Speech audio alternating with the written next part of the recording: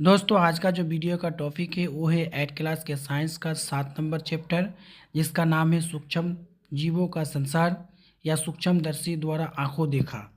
जिसमें आपको पूरी तरीके से क्वेश्चन बना के देंगे, जिसमें सब्जेक्टिव और ऑब्जेक्टिव दोनों है। तो पहला है आपका सब्जेक्टिव। नंबर 1 में सही विकल्प के आगे सही का निशान लगाइए। तो क नंबर में सूक्ष्म जीवों को परपोषी में गुणन करता है। नंबर 1 जीवाणु, नंबर 2 कवक, नंबर 3 प्रोटोजोआ, नंबर 4 विषाणु। उत्तर में होगा सूक्ष्म जीवों को परपोषी में गुणन करता है विषाणु उत्तर में।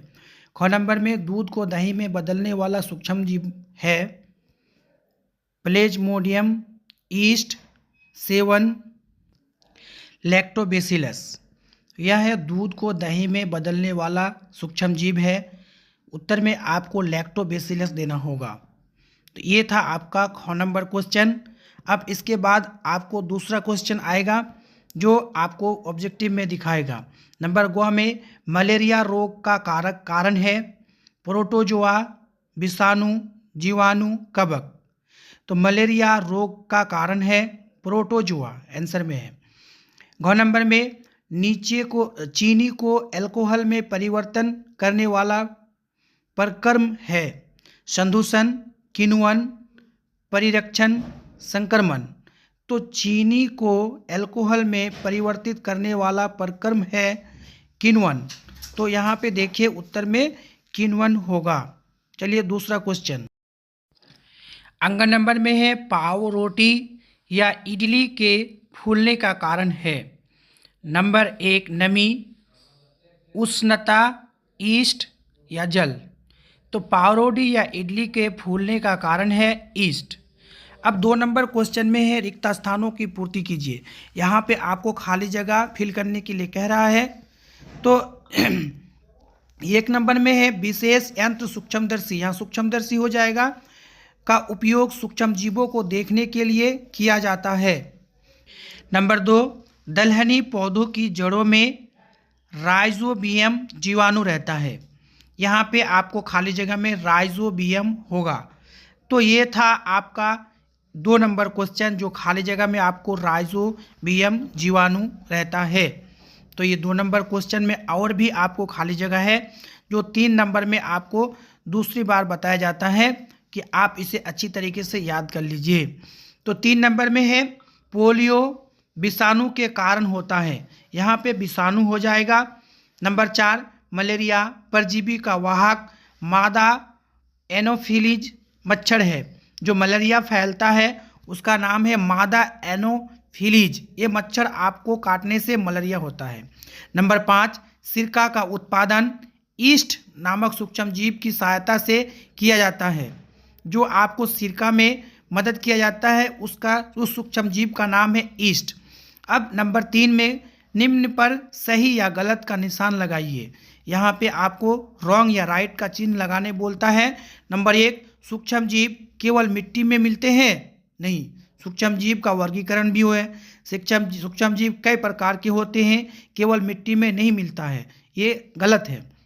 नंबर 2 सूक्ष्म जीवों को हम नंगी आंखों से देख सकते हैं, नहीं, क्योंकि सूक्ष्म जीवों को सूक्ष्मदर्शी द्वारा देखा जाता है।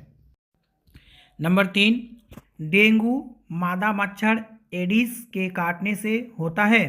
हाँ, डेंगू जो आपको होगा उस मच्छर का नाम है एडिस। एडिस मच्छर काटने से डेंगू होता है, ये सही है।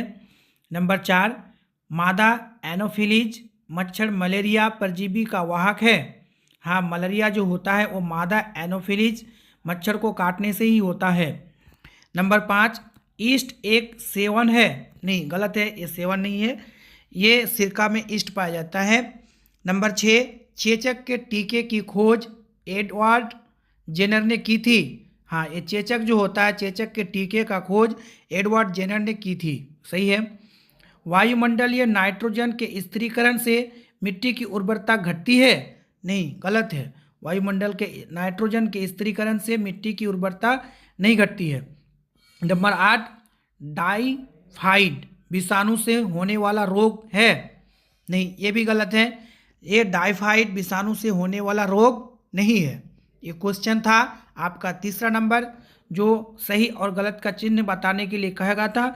और एक क्वेश्चन आपके लिए बहुत महत्वपूर्ण है। एक क्वेश्चन में जो भी आपको बताया गया बीमारी से रिलेटिव है। इस क्वेश्चन को आप अंत तक जरूर देखिएगा। अगर आपको अच्छा लगता है तो शेयर जरूर कीजिएगा और फॉलो कर लीजिएगा। चलिए दूसरा क्वेश्चन देखते हैं। प्रश्न 4, मिलान कीजिए। यहाँ पे आपके चैप्टर में जो है मिलान करने के लिए कहा गया है, जो आपको हम मिलान करके बताए हैं कॉलम 1 और कॉलम 2 में। यहाँ पे लेफ्ट साइड में देखिए 1 2 3 4 5 है, रोमन में है, और यहाँ पे अल्फ़ाबेटिकल कॉखा में है। तो यहाँ पे सीधा सीधा आपको हम मिलान चिन्ह करके बताए हैं। 1 नंबर में है राइजोबियम, तो इसका मिलान होगा सीधा सीधा नाइट्रोजन स्थिरीकरण। नंबर 2 में है प्लेज्मोडियम, इसमें है मलेरिया। नंबर 3 में है लैक्टोबैसिलस, यहाँ पे है दही का जमना। नंबर 4 में है किन्वन, किन्वन एक सिरका का सूक्ष्मजीव है। नंबर 5 में है एंथ्रेक्स, ये होता है जंतु रोग। एंथ्रेक्स जो है वो जंतु रोग में पाए जाते हैं। ये था आपका प्रश्न 4, जिसको कहते हैं मिलान कीजिए, और आपको हम मिलान करके बताए हैं, और ये आप अपने कॉपी में जरूर नोट कीजिएगा। चलिए आप दूसरा क्वेश्चन देखते हैं। प्रश्न 5, सूक्ष्म जीवों को देखने के लिए विशेष यंत्र सूक्ष्मदर्शी की जरूरत होती है, क्यों? ये तो बहुत महत्वपूर्ण क्वेश्चन है। यहाँ पे देखिए उत्तर में आपको दिए हैं, सूक्ष्म जीवों को देखने के लिए सूक्ष्मदर्शी की आवश्यकता होती है क्योंकि ये बहुत छोटे आकार के होते हैं। मानव नेत्र से देखने पर ये अदृश्य होते हैं। सूक्ष्मजीव मिलीमीटर के हजारों भाग या उससे भी छोटे होते हैं, जबकि मनुष्य की आंख सिर्फ मिलीमीटर के 10वें हिस्से तक ही वस्तुओं को देख सकती है। सूक्ष्मदर्शी एक ऐसा विशेष यंत्र है जो प्रकाश की तरंगदैर्ध्य को छोटा करके सूक्ष्मजीव वस्तुओं को बड़ा दिखता है या दिखाता है। इस प्रकार सूक्ष्मजीव या सूक्ष्मदर्शी की सहायता से ही हम सूक्ष्मजीवों को देख और अध्ययन कर सकते हैं। तो ये था आपका प्रश्न 5, जो सूक्ष्म जीवों को देखने के लिए विशेष यंत्र सूक्ष्मदर्शी की जरूरत होती है। ये आपका उत्तर आपको दिए हैं, और आप ये क्वेश्चन जरूर याद कीजिएगा और अंत तक जरूर देखिएगा और अपने कॉपी में नोट कीजिएगा। चलिए दूसरा क्वेश्चन देखते हैं इस चैप्टर में। प्रश्न 6, सूक्ष्म जीव हमारे मित्र हैं कैसे? ये तो बहुत बड़ा क्वेश्चन है, और इसमें देखिए उत्तर में सूक्ष्म जीव हमारे मित्र हैं क्योंकि ये कई महत्वपूर्ण कार्य करते हैं जो मानव जीवन के लिए लाभदायक होते हैं। कुछ उदाहरण है।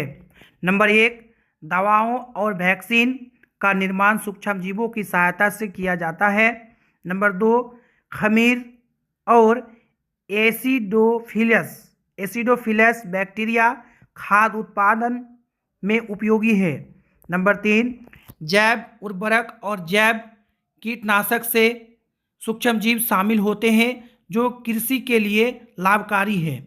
यहाँ पे था कि सूक्ष्मजीव हमारे मित्र हैं कैसे। ये क्वेश्चन को हमने आपको अच्छी तरीके से परिभाषित किए हैं, और ये 3 पॉइंट जो है बहुत महत्वपूर्ण है, और इस 3 पॉइंट को ही आप याद रखिएगा और आगे देखिएगा दूसरा क्वेश्चन जो आपको हम बताने वाले हैं। चलिए दोस्तों, सूक्ष्मजीव हमारे मित्र हैं कैसे, एक पॉइंट आपको और हम बताते हैं, ये भी महत्वपूर्ण है। सूक्ष्मजीव पर्यावरण की साफ सफाई और मृदा उर्वरता में मदद करते हैं। इस प्रकार सूक्ष्मजीव मानव जीवन के लिए अत्यंत उपयोगी हैं और महत्वपूर्ण होते हैं, इसलिए हम उन्हें अपने मित्र मान सकते हैं। देखिए सूक्ष्मजीव बहुत ही ज़्यादा महत्वपूर्ण है। सूक्ष्मजीवों के कई एक वर्गीकरण होते हैं जो अनेक वर्गीकरण में पाए जाते हैं, और हर अवस्था में सूक्ष्मजीवों को पाया जाता है, जिसमें एक पॉइंट आपको 4 नंबर में लिखाए हैं, ये भी आप याद रखिएगा। तो अब देखते हैं आगे दूसरा क्वेश्चन। प्रश्न 7, ईस्ट और चीनी के साथ मैदे को गूंथकर कुछ देर छोड़ देने के बाद मैदे का आयतन क्यों बढ़ जाता है? ये भी बहुत महत्वपूर्ण क्वेश्चन है। उत्तर, जब मैदा चीनी और ईस्ट को गूंथकर कुछ देर छोड़ दिया जाता है तो मैदे का आयतन बढ़ जाता है, क्योंकि ईस्ट सूक्ष्मजीव अनुकूल परिस्थितियों में गुणन करना शुरू कर देते हैं। ईस्ट के श्वसन प्रक्रिया में कार्बन डाइऑक्साइड गैस निकलती है जो मैदे में फैल जाती है और उसे फुलाती है। यही कारण है कि मैदा फूल जाता है और उसका आयतन बढ़ जाता है। ये था आपका 7 क्वेश्चन, जो 7 नंबर क्वेश्चन में आपको बताया गया कि मैदे का आयतन बढ़ जाता है। ये ईस्ट एक आपको सूक्ष्म जीव है जिसके कारण ही बढ़ जाता है। तो अब देखते हैं दूसरा क्वेश्चन। प्रश्न 8, सूक्ष्म जीवों द्वारा होने वाली हानियों का विवरण दीजिए। तो हम आपको बताएंगे सूक्ष्म जीवों द्वारा होने वाली हानियों का विवरण दीजिए। ये क्वेश्चन में कह रहा है, लेकिन आपको उत्तर में हम देते हैं।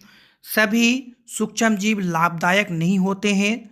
कुछ सूक्ष्म जीव मानव, पौधों और जानवरों के लिए हानिकारक भी होते हैं। ये हानियाँ निम्नलिखित है। नंबर 1, रोगजनक सूक्ष्म जीव अनेक बीमारियों का कारण बनते हैं, जैसे टाइफाइड, मलेरिया, एड्स, क्षय रोग, पोलियो आदि। नंबर 2, कुछ सूक्ष्म जीव खाद्य पदार्थों और पेय पदार्थों को दूषित करके उन्हें अनुपयोग बनाता है। तो ये आपको दूसरा पॉइंट था। अब आपको हम तीसरा पॉइंट भी बताएंगे, चौथा पॉइंट भी बताएंगे। आगे देखिए दोस्तों। नंबर 3, कुछ बैक्टीरिया पौधों में विभिन्न रोग पैदा करते हैं, जैसे भिंडी का पीत रोग, गेहूं का रस्ट रोग आदि। नंबर 4, कुछ बैक्टीरिया और वायरस जानवरों में भी रोग फैलाते हैं, जैसे खुरपका, मुंहपका रोग, एंथ्रेक्स आदि। इस प्रकार सूक्ष्म जीव अगर एक और उपयोगी है तो दूसरी और हानिकारक भी हो सकते हैं। इसलिए हमें सूक्ष्म जीवों के बारे में पूरी जानकारी रखनी चाहिए। ये था आपका प्रश्न 8, सूक्ष्म जीवों द्वारा होने वाली हानियों का विवरण दीजिए। एक क्वेश्चन में आपको कहा गया था, जिसमें आपको हम 4 पॉइंट बताए और चारों पॉइंट इस प्रकार है जो बहुत ही ज़्यादा महत्वपूर्ण है। तो ये वीडियो भी आपको महत्वपूर्ण देता है, जिसमें आपको 4 पॉइंट आपको हम बताए हैं। चारों पॉइंट को आप अपने कॉपी में नोट कीजिएगा और मेरे वीडियो अगर आपको अच्छा लगता है तो लाइक ज़रूर कीजिएगा। चलिए अब दूसरा क्वेश्चन देखते हैं। प्रश्न 9, नाइट्रोजन चक्र कैसे संचालित होता है? यहाँ पे आपको ये भी क्वेश्चन समझना होगा। उत्तर, नाइट्रोजन चक्र एक महत्वपूर्ण जैव रासायनिक चक्र है जिसके द्वारा नाइट्रोजन प्राकृतिक रूप से एक रूप से दूसरे रूप में परिवर्तित होता रहता है। इस चक्र में निम्नलिखित प्रमुख चरण शामिल है। नंबर 1, नाइट्रोजन स्थिरीकरण।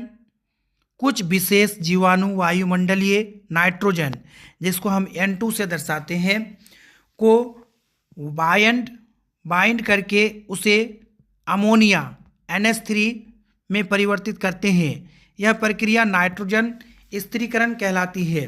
ये दो ही चीज़ है जो N2 और NH3 दोनों, नाइट्रोजन और अमोनिया, जिसको कहते हैं NH3, नाइट्रोजन चक्र कैसे संचालित करते हैं, ये दो ही चीज़ आपको बताया गया। नाइट्रोजन स्थिरीकरण के कारण ही आपको यहाँ पे संचालित होता है। ये क्वेश्चन भी आपके लिए बहुत महत्वपूर्ण है। चलिए अब दूसरा पॉइंट देखते हैं। नंबर 2, नाइट्रीकरण। नाइट्रीकरण में 2 चरण शामिल होते हैं। पहले चरण में नाइट्राइट कारण बैक्टीरिया अमोनिया को नाइट्राइट, जिसको NO2 में परिवर्तित करती हैं। फिर दूसरे चरण में नाइट्रेट कारक बैक्टीरिया नाइट्राइट को नाइट्रेट NO3 में बदल देती है। नंबर 3, अमोनियाकरण। जब पौधों और जीव मरते हैं तो उनके विशेषों में उपस्थित नाइट्रोजन युक्त यौगिकों का अपघटन होकर अमोनिया बनती है। यही प्रक्रिया अमोनियाकरण कहलाती है। तो ये था नाइट्रोजन चक्र कैसे संचालित करते हैं। अब इसका एक पॉइंट और है जो आपको हम बताएंगे। अगला में पॉइंट देखिए। अब चौथा पॉइंट है नाइट्रिफिकेशन। नाइट्रिफिकेशन में विशेष बैक्टीरिया द्वारा वायुमंडलीय नाइट्रोजन को नाइट्रेट में परिवर्तित किया जाता है। इस प्रकार नाइट्रोजन चक्र की विभिन्न घटनाओं के माध्यम से नाइट्रोजन का एक रूप से दूसरे रूप में परिवर्तित होता रहता है। इसी को हम कहते हैं नाइट्रोजन चक्र कैसे संचालित किया जाता है। ये था आपका चौथा पॉइंट जो आपको हम बताए हैं, और यही 4 पॉइंट है जो आपके साइंस में बताया गया है, और इस साइंस का क्वेश्चन आपको हम अच्छी तरीके से परिभाषित किए हैं। तो आपको जरूर ये वीडियो अच्छा लगता होगा तो लाइक जरूर कीजिएगा। चलिए अब दूसरा वीडियो या दूसरा क्वेश्चन में देखते हैं। प्रश्न 10, पश्चरीकरण से आप क्या समझते हैं? उत्तर, पश्चरीकरण एक ऐसी प्रक्रिया है जिसमें दूध या किसी अन्य खाद्य पदार्थ को गर्म करके उसमें मौजूद रोगजनक सूक्ष्म जीवों को नष्ट कर दिया जाता है। इस प्रक्रिया की खोज फ्रांसीसी वैज्ञानिक लुई पास्चर ने की थी, इसलिए इसे उनके नाम पर पश्चरीकरण कहा जाता है। तो ये था पश्चरीकरण। अब इसके आगे एक और पॉइंट है जो आपको हम बताएंगे। चलिए आगे देखते हैं। जैसे दूध के पश्चरीकरण में दूध को लगभग 62 से 63 डिग्री सेल्सियस तापमान पर 30 मिनट के लिए गर्म किया जाता है। इससे दूध में मौजूद अधिकांश रोगजनक सूक्ष्मजीव नष्ट हो जाते हैं, लेकिन दूध की गुणवत्ता और पोषक तत्व सुरक्षित रहते हैं। पश्चरीकरण से दूध की शेल्फ लाइफ भी बढ़ जाती है। ये था पश्चरीकरण। एक पॉइंट और है जो हम आपको आगे बताएंगे। चलिए देखते हैं। तो ये पॉइंट है, आजकल पश्चरीकरण के अलावा अन्य तरीकों से जैसे यूएसटी, अल्ट्रा हाई टेम्परेचर और ट्रिपल प्रक्रिया का भी इस्तेमाल किया जाता है। इन तरीकों से खाद्य पदार्थों को गर्म करके उनमें मौजूद अधिकांश सूक्ष्मजीव नष्ट कर दिए जाते हैं ताकि वे लंबे समय तक सुरक्षित रहे। ये था क्वेश्चन आपका 10 नंबर। पश्चरीकरण से आप क्या समझते हैं? तो आपको बहुत अच्छी तरीके से समझाया गया, और आपको ये वीडियो अगर अच्छा लगता है तो लाइक कीजिएगा, शेयर कीजिएगा। दोस्तों अगर आप फेसबुक में देखते हैं तो फॉलो ज़रूर कर लीजिएगा, ताकि जब भी वीडियो अपलोड करें सबसे पहले नोटिफिकेशन आप तक पहुंच सके। अगर आप यूट्यूब में देखते हैं तो प्लीज़ सब्सक्राइब जरूर कीजिएगा, ताकि आपका एक सब्सक्राइब पर हमें लाभ पहुंचा सकता है और आपको भी लाभ दिया जा सकता है। तो चलिए, ये था आपका 7 नंबर चैप्टर। अब दूसरा वीडियो हम आपको तुरंत लेके आएंगे और आपको ज़रूर जल्द हम बताएंगे। चलिए।